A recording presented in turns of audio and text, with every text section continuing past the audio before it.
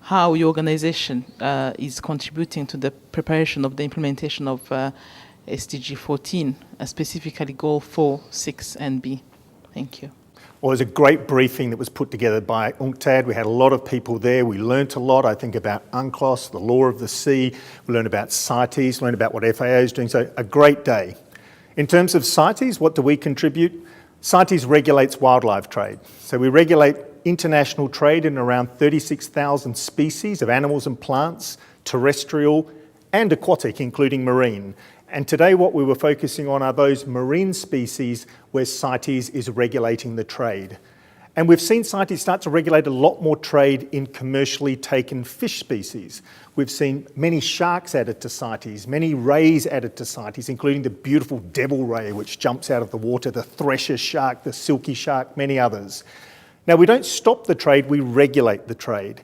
So we regulate the trade in these species to ensure three things. Firstly, that the trade is legal, so the species is legally taken. Secondly, that the trade is sustainable, and that is a country must do what's called a non-detriment finding to ensure the sustainability of the volume of trade. And the third aspect is traceability, which is about reporting the trade to the CITES Secretariat, which is publicly available. So today what we did is highlight the role that CITES plays in the fisheries world as a complementary, legally binding instrument within the framework of the law of the sea. Thank you very much. Just as a follow-up question, what do you think and how do you think harmful fisheries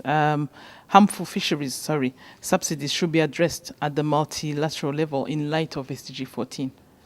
So CITES is a science-based instrument, so decisions are informed by the best available science, whether to bring a species under the convention and how you regulate the trade under the convention, how you review the trade is all science-based. In terms of subsidies, there are a lot of organisations and initiatives that are addressing subsidies. CITES is not directly addressing subsidies, but we feel the impact of inappropriate subsidies. If there's oversupply, overfishing, IUU fishing, it has an impact on CITES in three ways. Firstly, it means that if there is overfishing, you may find that more fish, more marine species qualify for CITES listing. So you might find more are brought under CITES trade control. Secondly, it has an impact on what is called the non-detriment finding, the finding of sustainability. So if there's a subsidy that's resulting in overfishing or IUU fishing, it's harder to do that scientific finding, and it means the sustainable yield may be very low or non-existent. And thirdly, it has an impact on this ongoing review, the science. What's the nature of the trade? How is the trade affected by legal and illegal trade? So while we don't directly deal with subsidies, we certainly feel the impact of subsidies when they are causing overfishing or IUU take. Thank you. I mean, going forward now, can you please describe the relationship, collaboration between CITES and UNCTAD on all ocean trade related matters? So we have a great relationship with UNCTAD. It goes back many years.